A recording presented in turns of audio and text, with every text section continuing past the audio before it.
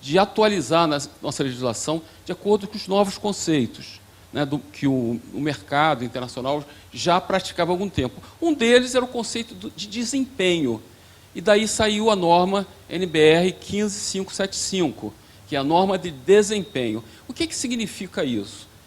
Muita gente falou, isso é inviável, não sei o que e tal. Não sei se vocês já viram essa norma. Principalmente, essa norma, ela faz uma mudança de paradigma, porque anteriormente a visão da construção da edificação era uma visão de produto, assim como no marketing, no passado. Quem estudou um pouquinho de marketing sabe disso, né? Que o marketing teve uma certa evolução, que era o seguinte, inicialmente o conceito era de venda. O pessoal de geladeira tinha lá aquelas geladeiras para vender, aí formava-se equipe de vendas para vender a geladeira para esquimó, né? E depois viu-se que não dava para vender geladeira para esquimó, passaram a concentrar no produto. Então, vamos fazer um produto aqui de excelente qualidade. Blá, blá, blá. Isso foi a fase do produto. Depois, se passou para um outro conceito, que era o conceito do consumidor, do cliente. Então, o marketing começou a ser focado no cliente. Quer dizer, se passou a pesquisar o que os clientes queriam, quais eram as necessidades dos clientes, e o design dos produtos mudou completamente. Isso estou falando de produto. Agora, na área de serviços também. Por exemplo, no marketing de serviços, a qualidade do serviço é a qualidade percebida pelo cliente. Isso significa dizer o seguinte, se um dentista, por exemplo, que presta um serviço, é um prestador de serviço, né? Ele tem o consultório dele bonitinho, ele trabalha de acordo com todas as técnicas, etc. Mas se o cliente, né, o cliente dele, entender que aquele serviço é ruim, o serviço é ruim. Essa é a definição do marketing de serviços. Embora o dentista vá dizer assim, não, o meu serviço é excepcional, porque eu faço isso, eu faço aquilo, mas o teu cliente acha que é muito ruim, então é ruim. Então, os prestadores de serviço passaram a fazer pesquisas para verificar quais eram os atributos que eram valorizados pelos seus clientes. E ali passaram a desenhar os seus serviços pelos atributos que os clientes consideram importantes. Da mesma forma, isso aconteceu na engenharia com a norma de desempenho. O foco deixou de ser o produto e passou a ser o desempenho, passou a ser o usuário. A edificação em operação e uso. O importante é o usuário.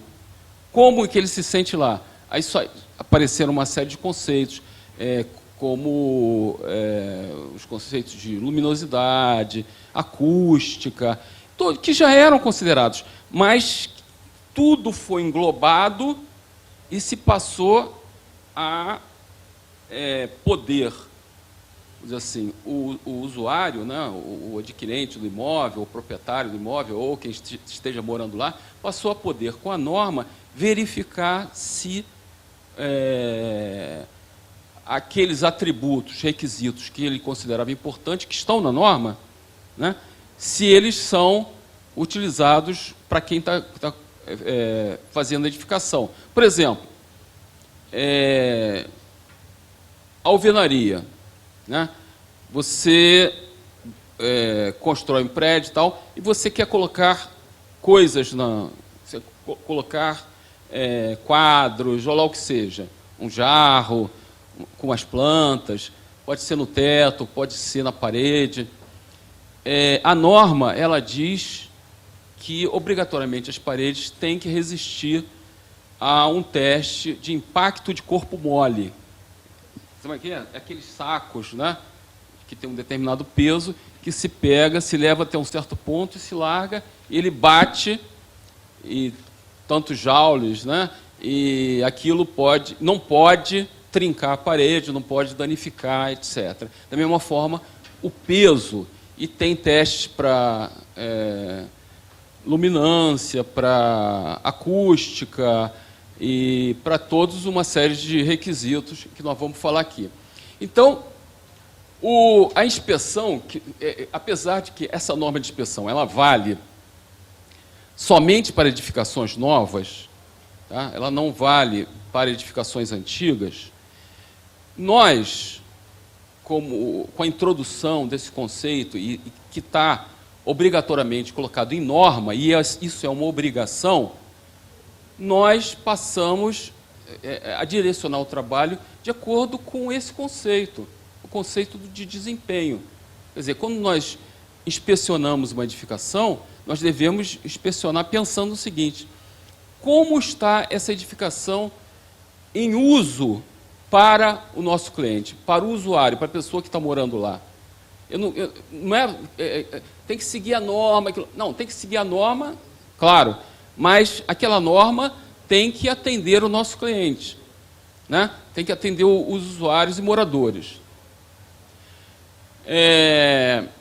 Bom, a inspeção, ela normalmente, ela deve ser feita quando ocorrerem manifestações patológicas evidentes, né? Requeram ações corretivas e com o objetivo de realizar um diagnóstico. Tem que ser necessariamente feito por um profissional habilitado e especialistas, e olhando os vários subsistemas de uma construção. Isso aí já falei. Por exemplo, nós, os engenheiros da área de estrutura, já sabem há bastante tempo, e aqui eu já comecei a falar sobre isso, que o grande problema de desastres catastróficos em edificações existentes são obras internas. Então, eu quero dar para vocês alguns exemplos. Os que estão aqui, são um pouquinho mais velhos, né? Lembram do Hotel Rosário, que em 2002 ele caiu aqui na 1º de março, esquina com a Rua do Rosário. Vocês lembram disso? Ele caiu por causa de uma obra num restaurante no térreo. Morreram 2 pessoas, que só tinha um quarto que estava ocupado naquele dia, né? E ele caiu durante o dia e matou 2 pessoas. Tá? Isso foi uma obra interna que estava sendo feita lá. O edifício Liberdade, que já matou 23 pessoas, derrubou 3 prédios. Um prédio, o edifício Liberdade, ele tinha, a partir do 9º andar, uma área de ventilação, um prisma de ventilação e iluminação. Então, a partir do 9º andar, ele caiu um pouco assim, ó, né? Ele dobrou um pouco assim e caiu em cima de 2 prédios que tinha embaixo. E ainda atingiu o Teatro Municipal. Por isso até que a Polícia Federal entrou, por causa do Teatro Municipal. E essas edificações embaixo foram completamente destruídas e com um prejuízo enorme, e principalmente vidas humanas, por conta de obras internas. Bom, então outra norma que, vamos dizer assim, foi um trabalho que foi feito pelos profissionais no intuito de organizar o setor, né, o setor de edificações, obras imobiliárias, etc., foi essa norma NBR 16280. Por essa norma, se uma empresa vai fazer uma série de trabalhos de reparos num condomínio, por exemplo, obras de fachada, obras na área elétrica, ventilação, nos elevadores, etc., ele tem que apresentar um projeto e um plano ao condomínio. Esse projeto ele tem que ser descrevendo, inclusive apresentando plantas, se for o caso, por exemplo, se colocar algo que signifique mexer em estruturas, deve-se apresentar projeto para o condomínio e, num caso de obra interna, quem vai fazer a obra, quem é responsável pela obra, deve apresentar um plano ao condomínio também, no qual, por exemplo, se ele vai mudar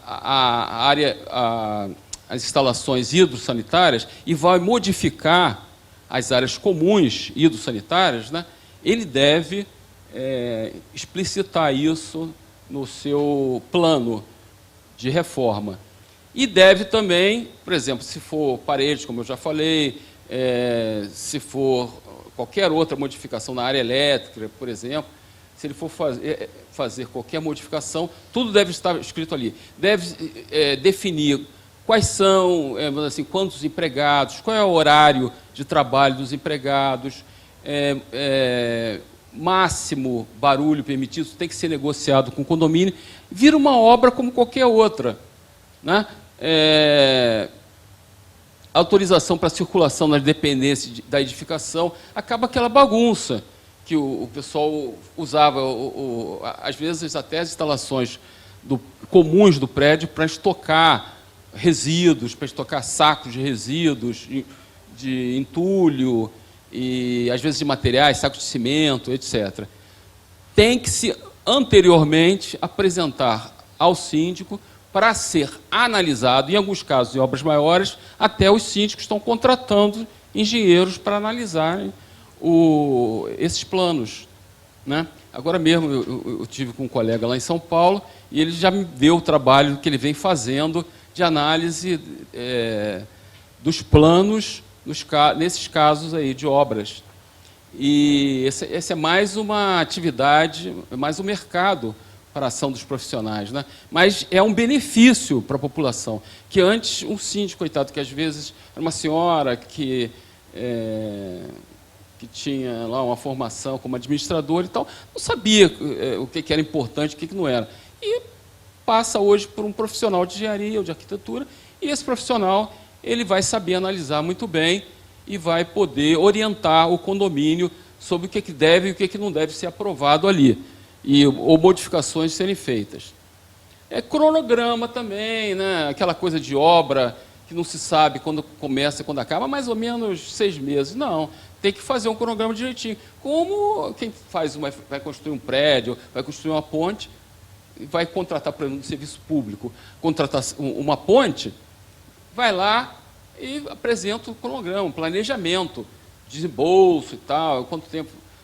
O desembolso é importante para o proprietário, mas o condomínio precisa saber quanto tempo vai se fazer uma obra, até para as pessoas se programarem. Quanto tempo eu vou aturar esse barulhado aqui em cima de mim, né?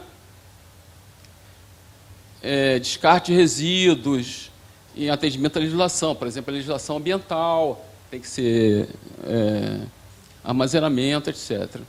Localização, cronograma, dados das empresas, etc. Agora, uma outra coisa que eu queria observar é o seguinte, são duas coisas. Primeiro, essa atualização da legislação está deixando claro que quem mora em condomínio tem seus direitos e seus deveres do condomínio, dentro do condomínio. Quer dizer, ele tem que partilhar, né?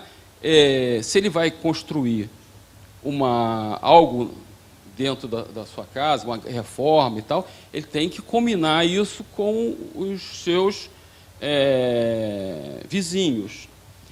Até algum tempo atrás, era comum um proprietário, eu estou dizendo, tem um tempo atrás não, ainda tem gente que ainda pensa assim, mas vai estar fora da lei.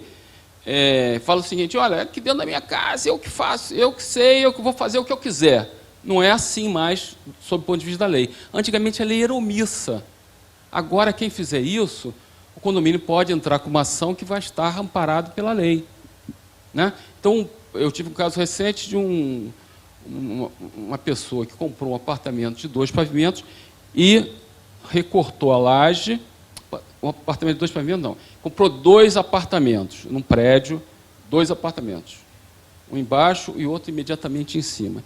Aí ele cortou a laje, fez uma escada metálica para ele passar por cima. Eu não sei porque ele não comprou um apartamento maior. Ia ser muito mais simples, né? Mas cada um é que sabe de si. E o síndico e o condomínio exigiram dele um projeto estrutural. Eles queriam saber o seguinte, se ele fosse cortar a laje, qual era a implicação disso? Tá? Então, eu fui contratado para verificar, analisei o projeto, estava muito bem feito, projeto em estrutura metálica, estava tudo bem e tal, dei o meu parecer favorável, foi à reunião do condomínio, foi aprovado e ficou todo mundo feliz. Anteriormente, Algumas pessoas nem faziam o projeto. Chegava lá na cobertura, colocava uma piscina e não sabia, e de repente aquela piscina começava a vazar para o vizinho de baixo, ou então começava a provocar trincas na laje, quem estava embaixo ficava apavorado, era aquele pavor, né? Nós que já estamos há muitos anos nessa área, sabemos toda aquela sensação de impotência que as pessoas tinham. Agora, essa coisa pela norma, pela NBR 16280. Mas isso é lei? A NBR 16280 é lei? Né? Olha, isso é uma discussão infindável, é muito polêmica. Mas eu diria para vocês o seguinte: as normas da BNT, elas são obrigatórias pelo menos em duas situações. No caso de obras públicas, tá escrito explicitamente na Lei 8.666/93, de 1993, está lá, obrigatório seguir as normas da BNT e tal.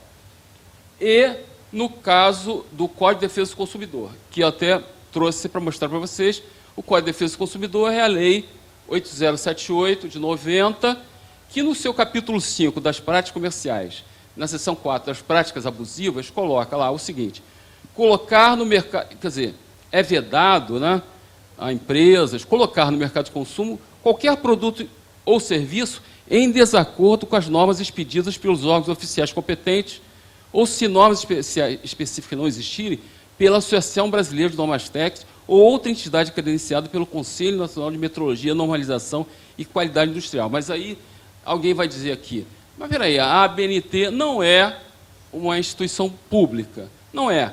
É uma instituição privada que é mantida pelas indústrias, o Confea mantém, várias outras instituições desse tipo mantêm a ABNT. Né? Ela também não é uma empresa privada que visa lucros. Né?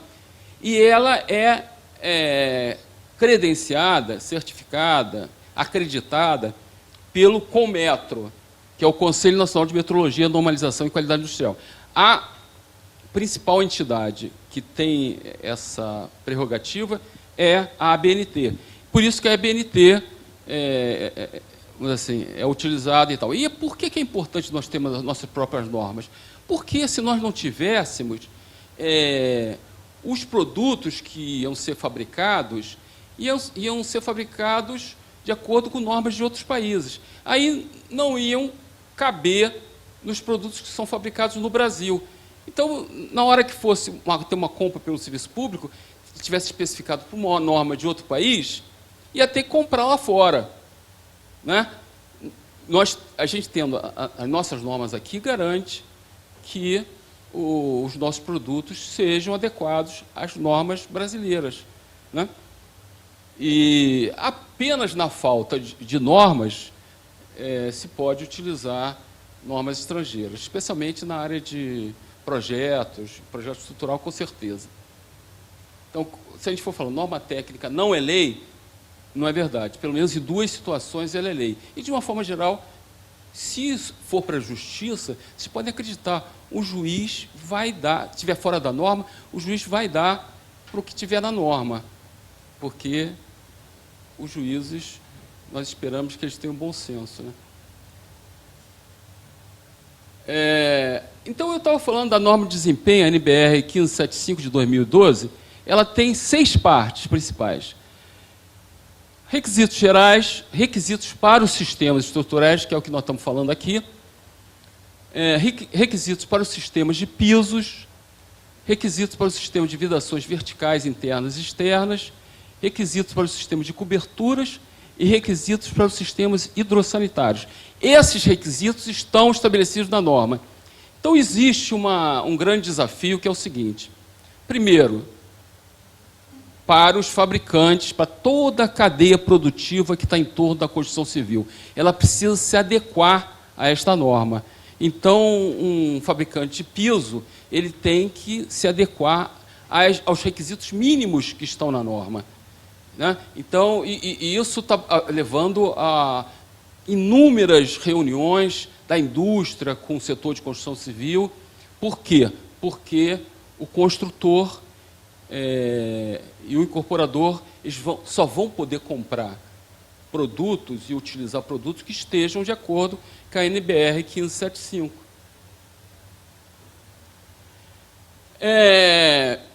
A norma de desempenho ela tem uma diferença em relação às normas tradicionais. Ela define propriedades necessárias dos diferentes elementos da construção, independente do material constituinte. Ela define qual é a propriedade que o usuário precisa. Qual é a propriedade que alguém que esteja andando em casa, né, precisa ter no piso, né? Se for um idoso e tal, ele não pode escorregar, porque uma das maiores causas de letalidade, né, de pessoas idosas é queda da sua própria altura, né? É cair em casa, em suma, né? Então as edificações elas